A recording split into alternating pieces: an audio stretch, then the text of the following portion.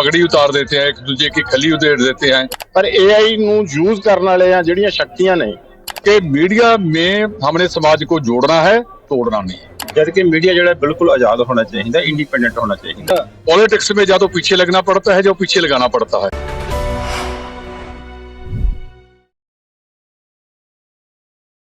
दोस्तों, आप देख रहे हैं राष्ट्रवा न्यूज।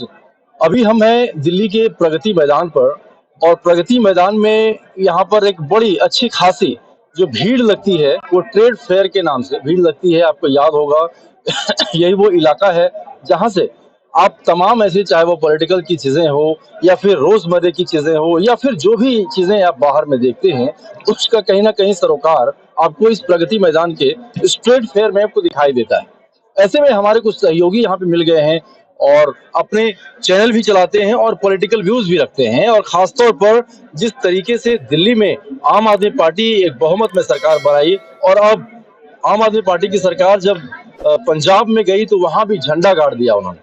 और ऐसे में हमारे वरिष्ठ पत्रकार हैं, इनसे भी हम बातचीत करने की कोशिश करेंगे, जानने की कोशिश करेंगे। सबसे पहले तो हम आपसे ये जानना चाहेंगे कि ट्रेड फेयर आप यहाँ पे आए हैं, कैसा लगा आपको यहाँ पे? बहुत अच्छा लगा। हम लगातार पिछले 20 साल से आ रहे हैं और जब भी ट्रेड फेयर लगता है तो काफी कुछ नॉलेज, एडवांस टेक्नोलॉजी एक्सेट्रा इनका हमें ज्ञान होता है। और हम चाहते हैं कि जितना लेटेस्ट हमारे इस जर्नलिज्म में भी लेटेस्ट टेक्निक, क्योंकि हम लोगों ने हाथ से लिखना शुरू किया था, अब कंप्यूटर से, अब तो मोबाइल से ही सब कुछ कर सकते हो। बड़ी तेजी से इसमें रेवोल्यूशन आया है। और जब से ये AI का दौर आया है, ऐसे में बहुत सारी चीजें आसान तो हुई है, लेकिन कहीं ना कहीं एक खतरे की भी बात आई है, जिसका कि प्रधानमंत्री नरेंद्र मोदी भी इसका जिक्र करते हैं। नहीं, आप बिल्कुल ठीक बता रहे हैं। हम चाहते हैं कि इसका कोई ना कोई ऐसा प्रावधान किया जाए कि कोई लॉ हो, हमारा कोई ना कोई लिमिटेशन हो कि हम इसके अंदर ही बोल सकते हैं, इसके बाहर ना बोला जाए। और सभी को लगता है कि जो भाषा है उनकी लैंग्वेज है, लैंग्वेज पर थोड़ा सा प्रतिबंध लगाया जाए। ये नहीं कि जो मुंह में आए वो बोल दिया जाए, ये ठीक नहीं चलेगा। हमें कुछ ना कुछ एक दूजे के जो पगड़ी उतार देते हैं, एक दूजे की खली उधेड़ देते हैं, ऐसा नहीं होना चाहिए। थोड़ा सा दायरे में रहकर भाषा का अच्छी सवाल हमारे पास बहुत कुछ है दर्शकों इनसे पूछने के लिए, क्योंकि जिस तरीके से आप बातचीत कर रहे हैं, सवाल अपने आप में खड़ा होता है कि जब टेक्नोलॉजी की जिक्र होती है तो सबसे पहले टेक्नोलॉजी को बढ़ावा देने वाले हमारे प्रधानमंत्री जी। अब ये टेक्नोलॉजी को इतना ज्यादा मानते हैं और इनका उपयोग भी करते हैं। आप तमाम इनके भाषणों में आप देखते होंगे, तमाम ऐसे बड़े बड़े मंच से अलग अलग तरीके से टेक्नोलॉजी की बात करते हैं। लेकिन जब से AI आया है, इससे एक खतरा भी आया है। और दूसरी बात ये कि इससे किस तरीके से बचाव किया जाए, ये भी एक बड़ा सवाल है। मैं यही बता सकता हूं कि इसका कोई ना कोई लॉ बनाना चाहिए, उसका रिफ्रेशर कोर्स हो, जैसे हम लोग जर्नलिज्म करते हैं, जर्नलिज्म में भी कोर्स हो कि आपने इतनी सी भाषा का प्रयोग करना है। इससे ज्यादा जैसे देश की एकता और अखंडता को खतरा पैदा हो, ऐसी बात नहीं करनी चाहिए। लेकिन आजकल आप देख रहे हैं सर कि जिस तरीके से जर्नलिज्म की स्थिति हो गई है, खासतौर पर जब मीडिया इंडेक्स की हम बात करते हैं, अपना मीडिया इंडेक्स कितने पायदान पर नीचे आपको दिख रहा है? नहीं, काफी ज्यादा ਇਹਦੇ ਵਿੱਚ ਨਿਮਾਨ आई है। मैं समझता हूं कि ऐसा होना नहीं चाहिए। मीडिया को इंडिपेंडेंट अब रखा नहीं गया, क्योंकि अब बहुत सारे जो लोग हैं वो इसमें भारू हैं। भारू होने करके उनकी बात चलती है। जो बिल्कुल इंडिपेंडेंट था मीडिया, सभी को कुछ भी बात कर सकता था। पर मैं फिर बात कहूं कि ऐसी बात नहीं करनी चाहिए जिससे हमारी एकता और अखंडता को कोई खतरा पैदा हो। तो क्या आपको ऐसा लगता है कि मीडिया में एक तरफा बात हो रही है? और मैं उस मीडिया की बात कर रहा हूँ जिस पर लोग भरोसा करते हैं, जिस पर लोग मेन स्ट्रीम मीडिया की बात में कर रहा हूँ। आप बिल्कुल ठीक बोल रहे हो। हर समाज में, हर काम में, हमारे में भी डिफरेंट लोग हैं। बहुत लोग आपको ऊपर की बात करेंगे, पर सेम टाइम बहुत लोग यही हैं जो ऐसी बात नहीं करते। मैं फिर बात बताना चाहता हूं कि मीडिया में हमने समाज को जोड़ना है, तोड़ना नहीं। सर, क्या कुछ कहना चाहेंगे? क्योंकि मीडिया में जिस तरीके से बातें हो रही है, जो कि प्रोपेगेंडा की बातें हो जाती है, खासतौर पर हम देखते हैं कि कुछ भी छोटी सी बातें होती है तो उसको एकदम तिल का ताड़ बना दिया जाता है। तो क्या ये समाज के लिए खतरा नहीं है?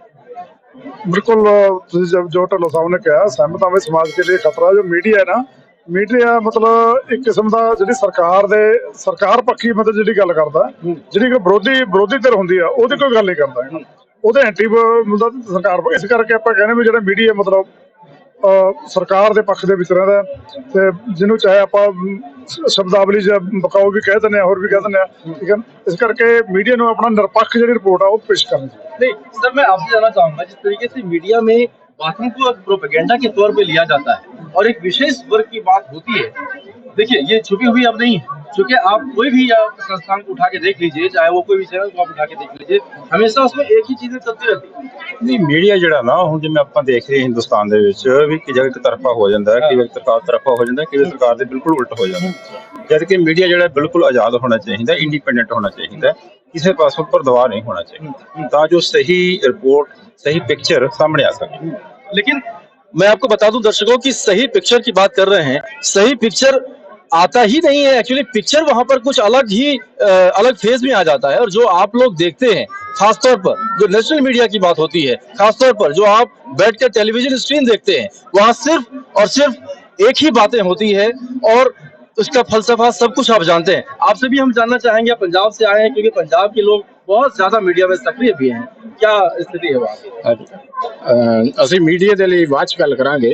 ਪਹਿਲਾਂ ਤੁਸੀਂ ਇੱਕ ਕੁਐਸਚਨ ਕੀਤਾ ਸੀ AI ਬਾਰੇ, ਆਰਟੀਫੀਸ਼ੀਅਲ ਇੰਟੈਲੀਜੈਂਸ। जी ਦੇਖੋ ਜਿਹੜੀ ਟੈਕਨੋਲੋਜੀ ਦਾ ਵਿਕਾਸ ਹੈ ਜਿਹੜਾ ਇਹ ਇੱਕ ਨਿਰੰਤਰ ਪ੍ਰਕਿਰਿਆ ਹੈ ਤੇ ਜਿਹੜਾ ਚੱਲਦਾ ਵੀ ਰਹਿਣਾ ਚਾਹੀਦਾ ਹੈ ਤੇ ਉਹਦੇ ਦੋਨੋਂ ਹੀ ਪੱਖ ਨੇ, ਨੈਗੇਟਿਵ ਵੀ ਪੱਖ ਹੈ ਤੇ ਪੋਜ਼ਿਟਿਵ ਵੀ ਪੱਖ ਹੈ। ਤੇ ਜਿਹੜੇ ਜਿਸ ਸਟੇਜ ਦੇ ਉੱਤੇ ਹੁਣ ਅਸੀਂ ਪਹੁੰਚ ਗਏ ਹਾਂ ਜਾਂ ਆਰਟੀਫੀਸ਼ੀਅਲ ਇੰਟੈਲੀਜੈਂਸ ਦੀ ਜਿੱਦਾਂ ਵਰਤੋਂ ਹੋ ਰਹੀ ਹੈ ਖਾਸ ਕਰਕੇ ਰਾਜਨੀਤੀ 'ਚ ਜਾਂ नहीं, अब आप राजनीति लीजिए, बॉलीवुड लीजिए, कहीं पर भी आप अभी आपने देखा है ਨਹੀਂ ਵਰਤੋਂ ਸਾਰੀ का जो वीडियो वायरल हुआ है, हालांकि वो AI का ही देन था। ਨਹੀਂ ਵਰਤੋਂ ਤਾਂ ਹਰ ਇੱਕ ਜਗ੍ਹਾ ਤੇ ਹੋ ਰਹੀ ਹੈ, ਪਰ ਜਿਹੜੀ ਰਾਜਨੀਤੀ 'ਚ ਹੁਣ ਵਰਤੋਂ ਹੋਣ ਲੱਗੀ ਉਹਦੇ ਜਿਹੜੇ ਬਹੁਤ ਜ਼ਿਆਦਾ ਨੈਗੇਟਿਵ ਪੱਖ ਨੇ, ਕਿਉਂਕਿ ਜਨ ਸਧਾਰਨ ਬੰਦਾ ਜੋ ਸੋਚਦਾ ਹੈ ਇਲੈਕਟ੍ਰੋਨਿਕ ਮੀਡੀਆ ਆਇਆ ਸੀਗਾ ਉਦੋਂ ਵੀ ਇੱਕ ਇਹੋ ਜਿਹਾ ਹੀ ਦੌਰ ਚੱਲਿਆ ਸੀ ਜਿਹਦੇ 'ਚ ਸਾਨੂੰ ਲੱਗਦਾ ਸੀਗਾ ਵੀ ਹੁਣ ਇਲੈਕਟ੍ਰੋਨਿਕ ਮੀਡੀਆ ਜਿਹੜਾ ਪ੍ਰਿੰਟ ਮੀਡੀਆ ਨੂੰ ਖਾ ਜਾਊਗਾ, ਪਰ ਇਹ ਨਹੀਂ ਹੋਇਆ। ਅੱਜ ਵੀ ਜਦੋਂ ਅਸੀਂ ਦੇਖਦੇ ਹਾਂ ਤਾਂ ਲੋਕਾਂ ਦੀ ਜਿਹੜੀ ਭਰੋਸੇਯੋਗਤਾ ਹੈ ਜਾਂ ਕ੍ਰੈਡੀਬਿਲਿਟੀ ਆ ਉਹ ਪ੍ਰਿੰਟ ਮੀਡੀਆ ਦੀ ਕੰਪੈਰੀਟਿਵਲੀ ਇਲੈਕਟ੍ਰੋਨਿਕ ਮੀਡੀਆ ਨਾਲੋਂ ਕਿਤੇ ਜ਼ਿਆਦਾ ਹੈ। ਤੇ AI ਆ ਜਿਹੜਾ AI ਦੇ ਵਿੱਚ ਇਹ ਮੈਡੀਕਲ ਸਾਇੰਸ ਦੇ ਵਿੱਚ ਵੀ ਜਿੱਦਾਂ ਤੁਸੀਂ ਕਿਹਾ ਵੀ ਡਿਫਰੈਂਟ ਖੇਤਰਾਂ ਦੇ ਵਿੱਚ ਜਿਹੜਾ AI ਯੂਜ਼ ਹੋ ਰਿਹਾ, ਪਰ AI ਨੂੰ ਯੂਜ਼ ਕਰਨ ਵਾਲੇ ਆ ਜਿਹੜੀਆਂ ਸ਼ਕਤੀਆਂ ਨੇ ਜਿਨ੍ਹਾਂ ਕੋਲੇ ਵਾਗਡੋਰ ਹੈ, ਪੈਸੇ ਦੀ ਆ ਜਾਂ ਪਾਵਰ ਦੀ ਆ, ਉਹ ਇਹਨੂੰ ਆਪਣੇ ਹਿੱਤਾਂ ਲਈ ਤੇ ਪਬਲਿਕ ਨੂੰ ਗਮਰਾਹ ਕਰਕੇ ਆਪਣੇ ਹਿੱਤਾਂ ਨੂੰ ਜਿਹੜਾ ਤਰਜੀਹ ਦੇ ਰਹੇ ਨੇ, ਜਿਹੜਾ ਕਹਿੰਦਾ ਇੱਕ ਨੈਗੇਟਿਵ ਪੱਖ ਹੈ, ਪਰ ਇਹਦੇ ਬਹੁਤ ਸਾਰੇ ਪੋਜ਼ਿਟਿਵ ਪੱਖ ਵੀ ਨੇ।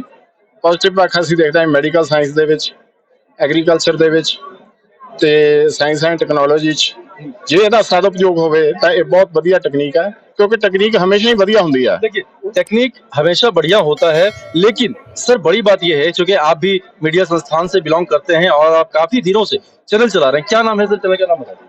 हमारा D5 चैनल पंजाबी, हाँ कनाडा भारत सभी तरह से चलता है। मैं लास्ट एक ही बात बोलूंगा कि हमारे जहाँ 9 पड़ा हुआ है सभी पॉलिटिशियन को वो 9 दिखता है और जनता को 6। जब 9-6 का डिफरेंस खत्म हो गया तो सभी इनकी बीमारियां खत्म हो जाएंगी। देखिए बड़ी बात इन्होंने कहा कि नजरिया जो देखने का नजरिया है वो आपका सटीक होना चाहिए, और चूंकि जिस तरीके से 9 और 6 का इन्होंने जिक्र किया है बिल्कुल सेम होता है, क्योंकि 9 और 6 के बनावट आप देखेंगे तो वैसा है, लेकिन यदि आप उसको उल्टा के देखेंगे तो वही 6 है और वही 9 है। सर हम मीडिया जगत की बात करते हुए हम यहाँ पर आते हैं कि अभी जो पंजाब की स्थिति है, जिस तरीके से पंजाब में देखा कि आम आदमी पार्टी ने एक बहुमत से सरकार वहां पे बनाई और बहुत ही उठापटक हुआ, उसके बाद वहां पे भगवंत मान स्थापित हो गए। क्या कुछ कहना? ऐसी बात नहीं है। लोग वहां पर वैसे तो इंडिया में भी वहां पर लोग जो नीतियां थी उन पार्टी जो जिन्होंने पहले राज किया है वहां पे, वो अकाली दल है, वो कांग्रेस है, वो बीजेपी है, उनसे लोग फेड अप थे। This is not the first time, ये सेकंड टाइम है। 89 में सरदार सिमरनजीत सिंह मान जीते थे और 13 में से 11 सीटें वो अकेले जीत गए थे लोकसभा की। सो लोग हमारे एक एक्सपेरिमेंट करते हैं, वो इनको ये नहीं कह रहे थे कि बहुत अच्छे हैं, वो लोग दूसरों से फेड अप थे। नहीं वो तो वाकई बात है ना कि यदि आप किसी पार्टी से विमुख हो गए हैं और आपको उसकी नीति अच्छी नहीं लग रही है तो आप विकल्प के रूप में आम आदमी पार्टी वहां पर थी। जे अगर आम आदमी पार्टी ने जीतना होता तो 14 में भी जीत जाते। हिंदुस्तान में आम आदमी को जो सबसे बड़ा प्रिविलेज मिला वो पंजाब में मिला।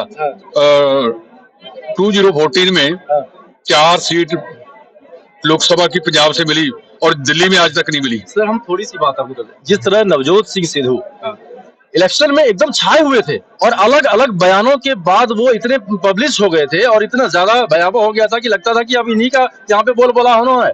और जिस तरीके का वो जिक्र करते थे, तमाम समस्याओं की बात हो या फिर पॉलिटिकल पार्टी की बात हो, तमाम जगह सिर्फ एक ही बात होती थी।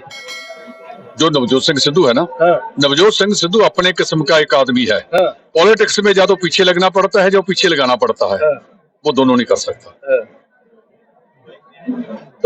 तो फिलहाल जो पंजाब की स्थिति है वो आपने इनको सुना और चैनल का भी नाम इन्होंने बताया है। लेकिन सर नक्सल में यदि हम आपसे जानना चाहेंगे कि जिस तरह के दिल्ली में ये आयोजन होता है, प्रगति मैदान में आप हैं, तो यहीं से रिलेटेड हम कुछ बात आपसे पूछ लेते हैं। तो सबसे बेहतरीन चीजें आपसे क्या लगी?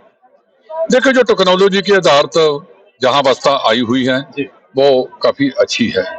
हम लोग एग्रीकल्चर के कंसर्न रखते हैं, एग्रीकल्चर के इम्प्लीमेंट, एग्रीकल्चर में न्यू टेक्नोलॉजी और जो है आईटी है, इसमें भी जो नया जितना भी काम आ रहा है, टेक्नोलॉजी आ रही है, उससे हम लोग आगे तो बढ़ रहे हैं, लेकिन कुछ कदरों कीमतों को भी पीछे छोड़ रहे हैं। कदरों कीमतों को भी साथ में रखना चाहिए। देखिए, थैंक यू। इसको भी साथ रखना। बस सर एक लास्ट सवाल आपसे ये है कि 2024 में देखिए कि महत्वपूर्ण इलेक्शन होना है। अब चूंकि 5 राज्यों का इलेक्शन इस साल होना है, सब सारे रुझान आपको पता है, क्योंकि आप एनालिसिस भी कर रहे हैं और तमाम ऐसे न्यूज को आप देख भी रहे हैं, परख भी रहे हैं। तो क्या लगता है कि जनता का जो रुझान है वो 2024 में किस तरफ आने की उम्मीद है? देखिए, एनालिसिस जो ये 5 राज्य हैं, 3 दिसंबर को नतीजे आएंगे। 3 दिसंबर के बाद हम बता सकते हैं कि किस तरफ जाएगा। वैसे भीड़ बहुत हो जाती है, वो भीड़ वोट में कन्वर्ट होती है या नहीं, ये एक बड़ा क्वेश्चन है। सो 3 दिसंबर के बाद ये पिक्चर काफी हद तक क्लियर हो जाएगी कि किस तरफ ये 2024 का ऊँट बैठने वाला है। यदि आपको हमारे वीडियो पसंद आ रही है तो जल्दी से इस चैनल को सब्सक्राइब कर दीजिए, साथ ही बेल आइकन को दबा दीजिए ताकि सारी खबरें आपको सबसे पहले मिल सके। धन्यवाद।